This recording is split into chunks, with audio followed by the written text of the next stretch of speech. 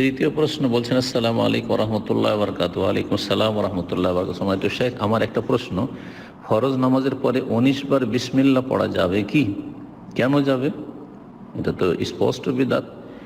ফরজ নামাজের পরে বিসমিল্লাহ 19 বারও নেই আর 3 বারও নেই। হ্যাঁ, ফরজ নামাজের পরে যা আছে আস্তাগফিরুল্লাহ আস্তাগফিরুল্লাহ আস্তাগফিরুল্লাহ, আর তারপরে অন্যান্য জিকির আজকার রয়েছে যা আপনার মুখস্থ করে নিতে হবে হাদিসের দলিলের ভিত্তিতে। আর বিসমিল্লাহ বলবেন আপনি ফরজ নামাজের পরে, এটি একটি স্পষ্ট বিদআত।